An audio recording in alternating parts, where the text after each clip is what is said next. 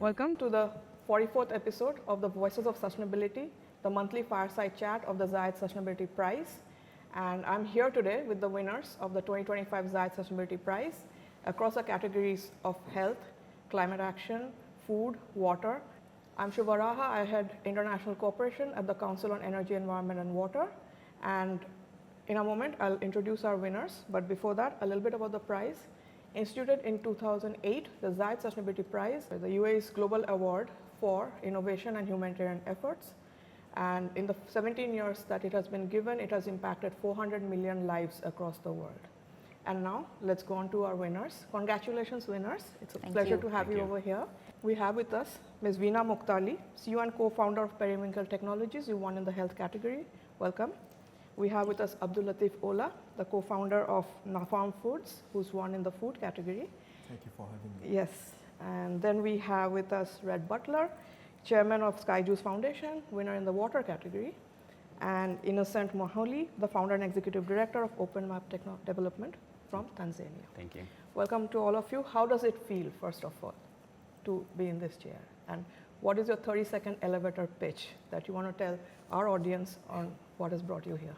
We'll start with you, Veena. Thank you for having us here, and we're super excited to have won the 2025 Zayed Sustainability Prize this year. And the 30-second elevator pitch for Periwinkle Technologies is that every year 350,000 women die across the world because of cervical cancer that is not detected in time.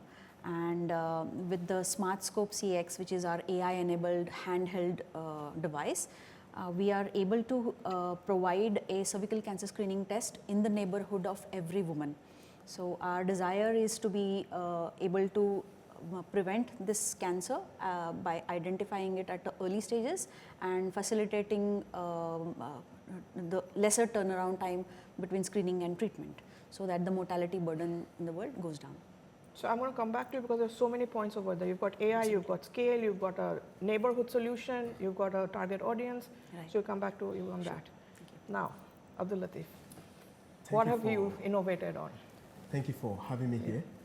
My name is AbdulLateef Olaosebikan. I'm the business development manager for NaFarm Foods. We are based in Kaduna State in Nigeria, and our solution is technically based on production and distribution of hybrid solar food dryers. So these are a technology we introduced to help farmers and food processors to reduce food waste and post-harvest losses. So this solution is very important at this moment because statistically we experience over 800,000 metric tons of food waste annually. And this is costing the country over $7 billion. So this is why we introduced this solution to help farmers at least reduce food waste from the production level. And I'm super excited to be here today and to also be among the winners. Yes, I'm sure. And when you say it's a hybrid machine, what is it a hybrid of? Okay, it's hybrid because it's the technology uses renewable energy, actually. So the direct sunlight from the sun. So it generates heat from sunlight and also generate electricity, which is required, to enable food dry in natural process and faster. Okay, and I'm going to come to you on how you're marketing and reaching it to your audience and what's the business model of that. Okay. And Rhett, congratulations. You've been in the business for a long time. You redefined a lot of it. How does it feel to be here? I suppose I'm a bit of an old warrior. I'm Rhett Butler. I'm the founder and chairman of SkyJuice Foundation. And our mission is to provide safe drinking water to everyone in the world that doesn't have access. So there's about 1 billion people. But our unique proposition as an NGO is that we manufacture a low-cost membrane filtration unit that uses no power and no chemicals, but removes all pathogens like viruses and contaminants in a very sustainable way. And the communities can actually own those water treatment units, and they can enhance their lives and their opportunities throughout the world. And I will come to you and ask you about how, once you have this technology to your audience, how are they maintaining it and how are they going about it? But before that, Innocent.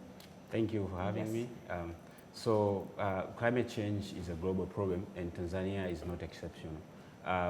We are looking at the country, and specifically Dar es Salaam, as a city that has been hit by disasters such as flooding. So our solution or our goal is to help communities be able to map their own areas that are flooding, and then be able to create evidences through data and maps that can help and support decision making, especially by the government and also by the private partners and public actors as well. So the goal is to support that and help decisions to be made and alleviate the problems and help support the communities to be able to live in safe spaces. And tell me a little bit of how you got into this. What brought you into this area? What made you think of this solution? So my story goes back to 2011 when I was still a university student at one of the universities in Dar es Salaam. And the reason to that is because my family, where my father and mother is living, was one of the places that were affected by flooding. So that kept me thinking about how am I going to help my community and also some of the others that are surrounding me. That was the driving motivation. And then coming 2015, I got an opportunity to volunteer in one of the World Bank funded projects that was focusing on community mapping.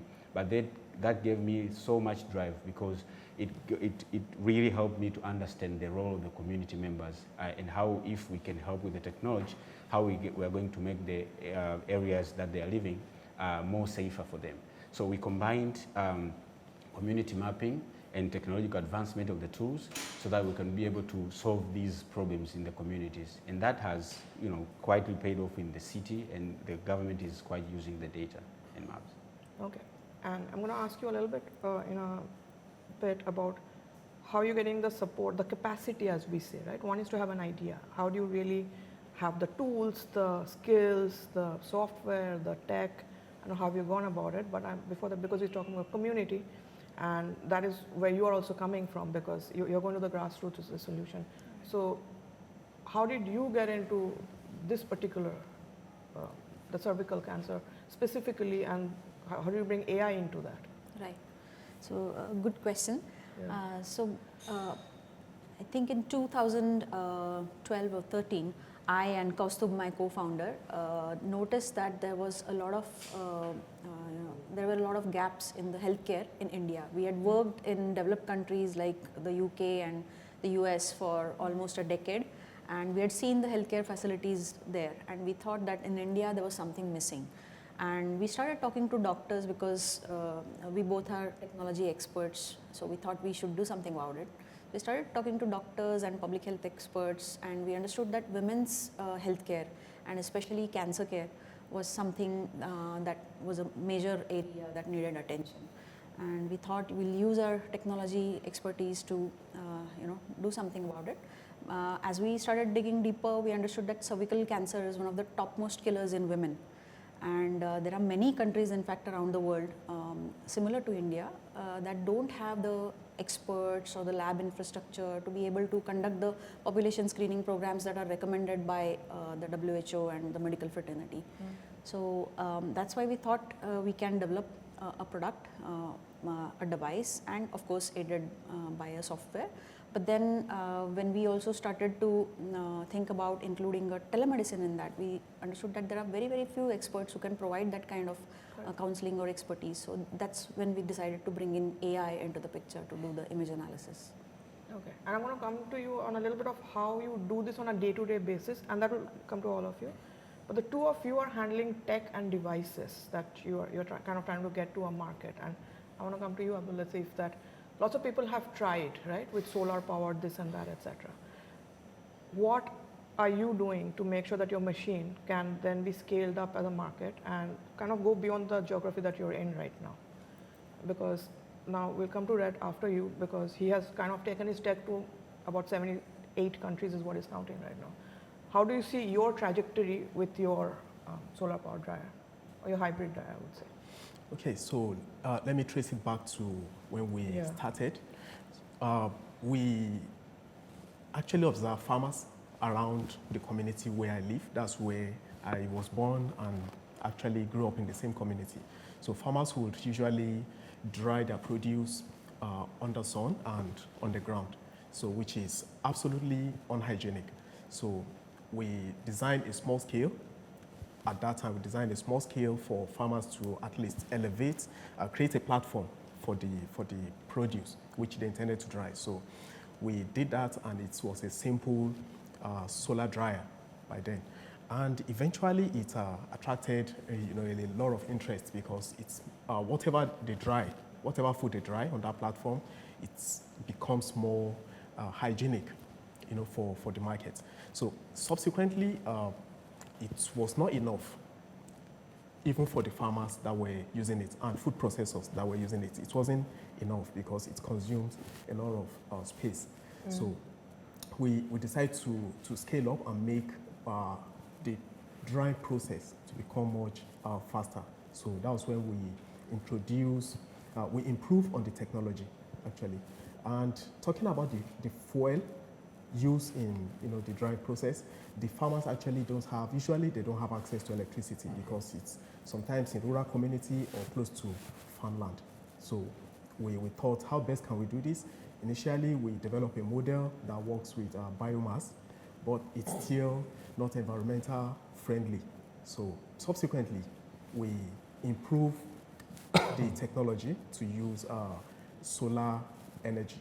So we didn't just do that, to the farmers near us. So we tried our best reaching, other various communities. But the cost is actually a factor. So a lot of farmers couldn't afford it. But we explore the use of collaborative, efforts and partnership with other organizations. So like NGOs and some other stakeholders who actually became an impact investors. So they brought in funding and technical support to enable us scale up, and we went into more communities. So like in 2019, we volunteered as a partner with TechnoServe. So TechnoServe is an international NGO. So that partnership enabled us actually penetrate into 6 states across Nigeria. That's fantastic. I love that, because you're actually focused on the commercialization of this, making sure it's easy to use, it's easy to store in small places, Yes. and that you have some distribution models. And Rhett, what has been your experience in getting your technology out to the communities that need it? Well, it's been an interesting journey.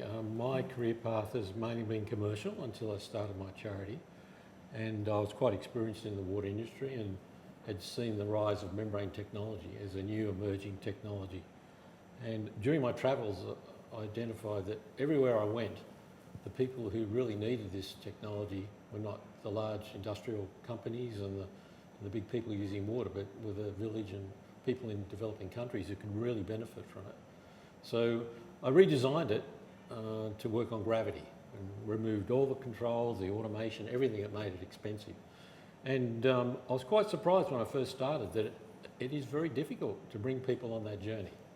So the NGO world and the non-profit world has a different way of approaching things. So if you introduce a paradigm shift or a different way of doing things, there's resistance.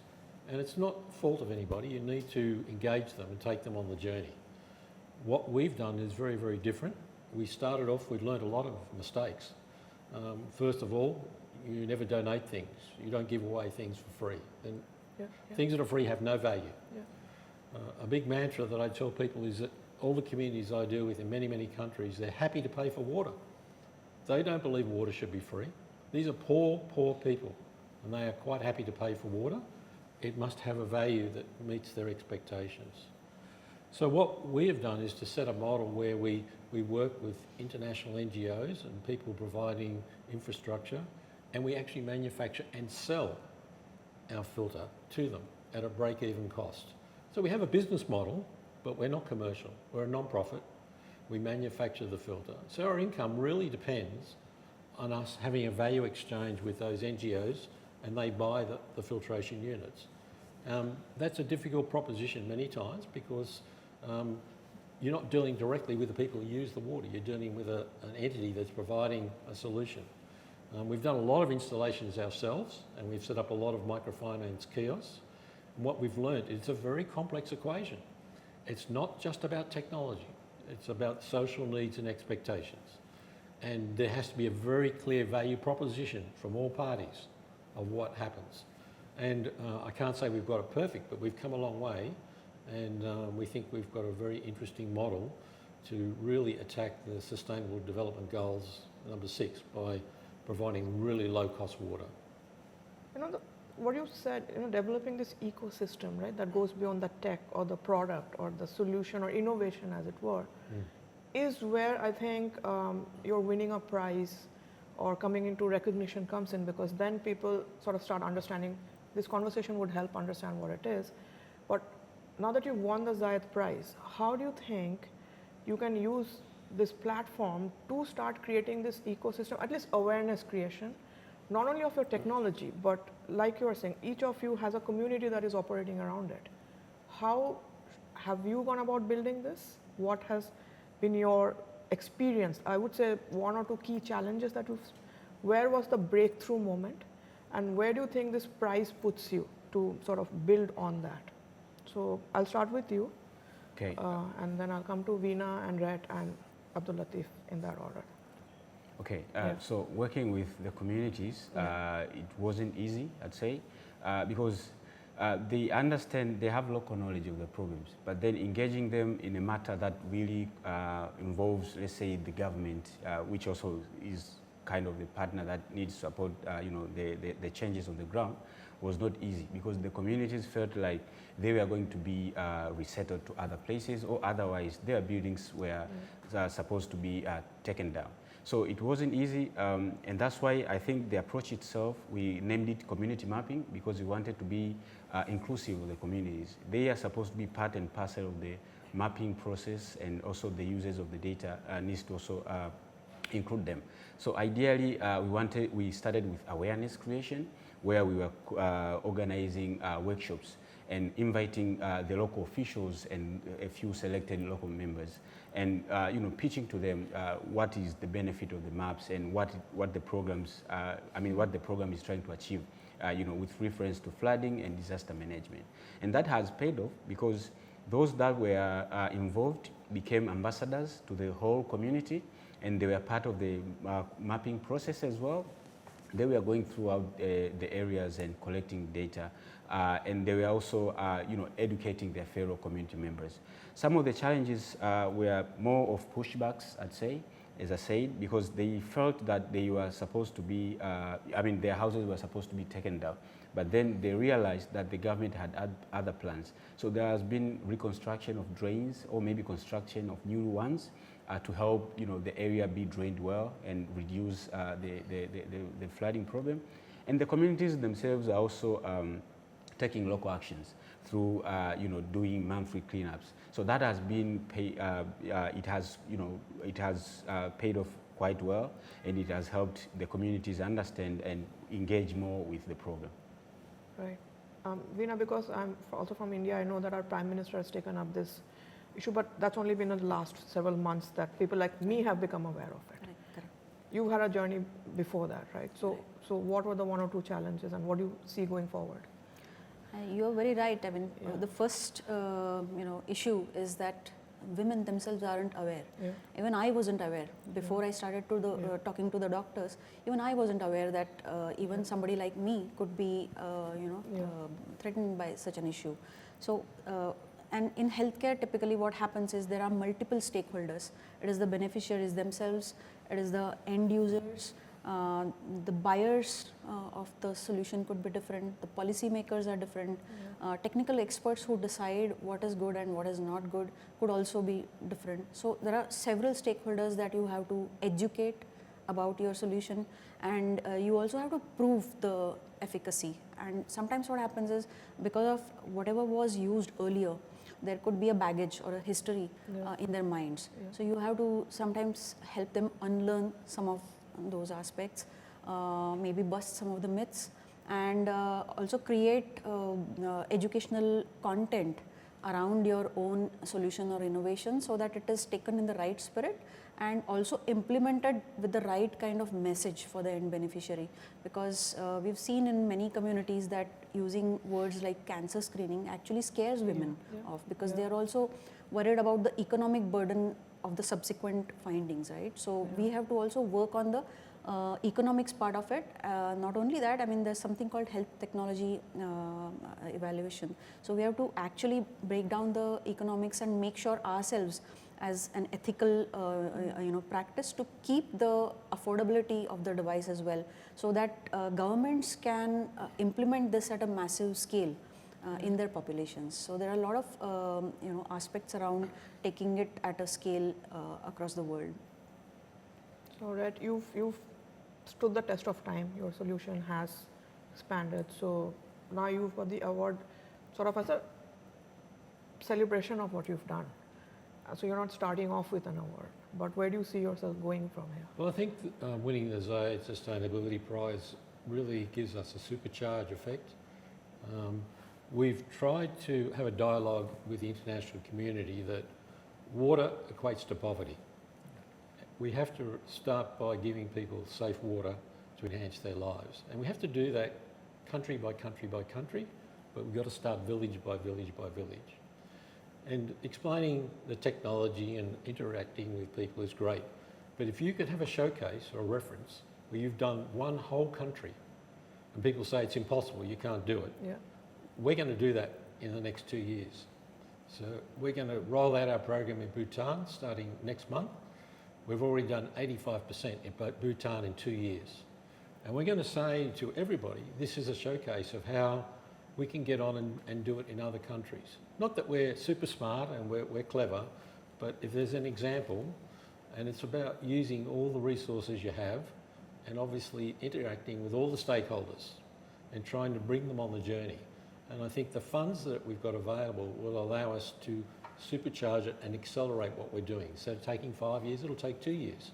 But we've got a great story to tell, and hopefully that'll encourage other people to get on and say, wow, we can do that too. Let's do it in Vietnam. Let's do it in Colombia. Let's do it somewhere else. India, what a great challenge that would be. Yeah. Right? Yeah.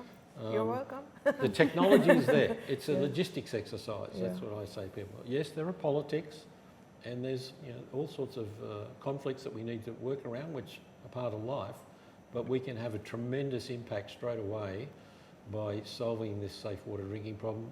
It's up to us to work out how to do it, and this money is certainly going to help us get there a lot quicker. And AbdulLateef, I mean, what I take from here is that why we call these voices of the ground, from the ground, is that you are in the situation.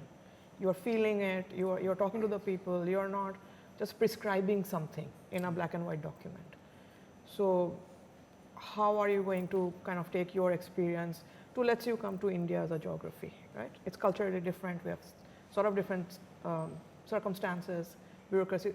How do you plan to take your experience and this win and everything to go to other people who would need this solution as well?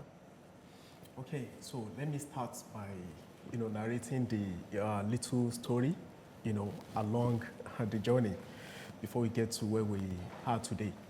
Back then, we started with a very little capital. So that was about $50 actually. So we had our prototype, a working fully prototype. Then we needed funding to go commercial. We tried commercial banks, it didn't work. Then we tried government banks, Bank of Industry and Bank of Agriculture. But then we also didn't meet up with that criteria, to access funding. So my team felt maybe this is actually not our call, and I said, I'm not going to take a no for an answer. Yeah. So then we actually did. So I told those people, I said, if you think we don't have the criteria, then I will bring those that have the criteria. So we just walked into the Ministry of Agriculture and we demand to see the Commissioner for Agriculture. I mean, just like that. So they were like, why would you want to see him? Then we presented some of the products we've made with our technology. And they were like, wow, this is impressive. So they said, it's okay, but there are due process. So go see the Director of Agric Service. So we went there and everyone was amazed. So they said, what exactly do you want? And we said, we just need the commissioner to give us a letter to the bank to give us funding. So they said, okay, don't worry, you are going to get the funding. But not just that, that this solution has to be scaled up. You have to let people know that you have this solution. So we didn't just get the endorsements. The provided us a booth at the International Exhibition Center, to showcase our solution. And the governor, former governor of the state, of Kaduna State, that was Malam Nasiru El-Rufai, happened to also attended the exhibition. And eventually, he gave us a thumbs up. So the letter we were expecting from the Office of the Commissioner actually came from the Office of the Governor. So he gave us a letter to Bank of Agriculture to actually support us and give us the funding. So for us to have that fit that if we need to achieve this and we are doing it the right way, so we will definitely get there. So going into other markets, especially new markets, I think it's not going to be difficult. So we are going to work on that collaboration and partnership with the people in that community. Not just the users, but all the stakeholders in that community. And I want to continue with you for a closing, because this courage of conviction, this risk taking, because each of you are taking risks, right? This is not a conventional job. It's much easier to just get a job and be safe. You don't know if you want to succeed. So for this next generation people who have ideas, they want to innovate, they want to do something like this, but it holds them back because you're afraid. I want to start, because you shared this story, I'm excited, it gave me chills, because to just have that courage of conviction to walk in the door and say, I want to speak to this guy. I have something that I think he should hear. How does that happen? Is that innate, or what is the message you have for people who have the ideas but are just a little afraid of taking that step? So success, they say, doesn't come easy. And during the journey, we've actually, at some point, literally disappeared from the map. So it comes with, the sweetness and bitterness. So to a very large extent, I think we spent almost 1 year, out of business. So it's been very tough, though, but when you have that conviction, so you can actually, achieve what you want. Rhett, you've gone up against highly commercial businesses that were doing this membranes and all that. What gave you courage back then that you have something that would work? Well, I think when you've got a very complex solution, you have to be totally honest and open with all the stakeholders and tell them what the cost is, what the life cycle cost is. What we find a lot in the NGO world, people present a very rosy picture. It will only cost you this amount of money, but they don't talk about the life cycle. They don't talk about the operating costs. They don't talk about the baggage. And what we try and do is give them a complete picture of what this can do, what the cost is, and what the benefits are. But more importantly, our approach always is that success has many fathers. We're not there to put a pin in the ground. We try and include everyone and make sure they've got something to tell about, whether it's the local governor, the local mayor, particularly the local chief, the women in the community, which are the most powerful, and make sure everyone has a story to tell and let them tell the story. And quickly you find that it gains a lot of momentum, and that story gets told in many other communities. Innocent, how's it been going for you? What's next? Yeah, thank you for the question. Yeah. So there's a saying that goes, sky is the limit. Yeah. And to me, it feels like sky is not the limit. Sky is not the limit, right? Sky is not the limit. Yeah. Because Yeah. there's so many possibilities. Yeah. I mean, if you hear from NaFarm Foods, the story that they've just shared, Yes. and also I'm sure everybody has gone through challenges that, has, at some point, they may had, maybe stop, but that gave them more power to go forward. So for me, I'd say always motivation is the most important thing. Like, you should engage in something that you believe in, because if you look at the stories that everybody has shared, they're all trying to solve, communities' problems. And this is very important because that gives you the drive, the motivation to go forward. And also, apart from that, I think the other thing is the opportunities are always there. Like, speak to people, open up. Challenges are there, but there is always an angle where innovation is also very important. Try to be innovative and also try to adopt new ways, even if they're existing somewhere, but as long as you can customize that and make it work for your community or for your company, that's the most important part. So yeah. Veena, you've taken on 1.4 billion people at the very least.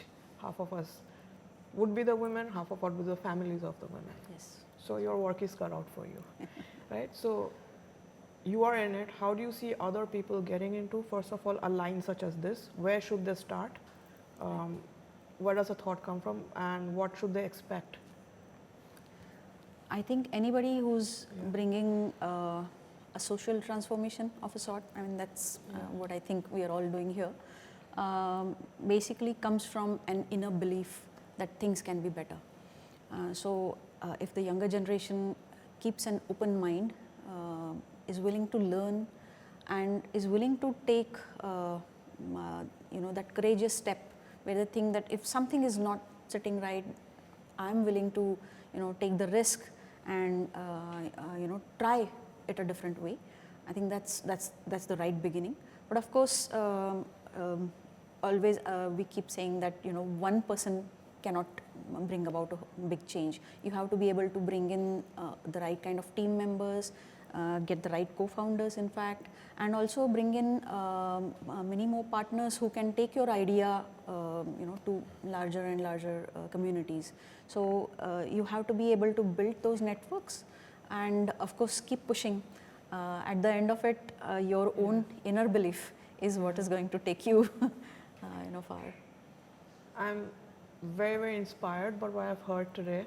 You have different products, you have different communities, and yet the core essence of doing something for humanity, doing something for those who may not have the opportunities, taking the risk on yourself, believing it, and then going to build entire new businesses and ecosystems and showing that there is a way of doing this better.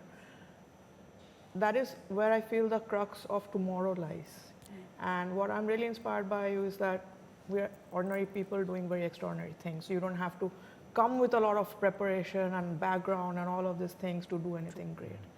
So I thank you for your time. I'm grateful to Zayed Sustainability Prize for giving us today's episode to share a little bit about what we're doing, but I also want to say that there is so much opportunity for us to collaborate between the winners, take these stories global, so other people know that they can also do it, that it's approachable, and that something that works across communities. There's much to talk about. This is just a few minutes of your time, but I'm charged up. And thank you, congratulations again. Thank you so I much. hope you're celebrating well. First, get some sleep. And thanks to all of you for joining us for this very special episode, the 44th episode. Remember that. Winners of the Zayed Sustainability Prize 2025. Thank you very much. We'll catch you for number 45. Goodbye. Thank you. Thank you.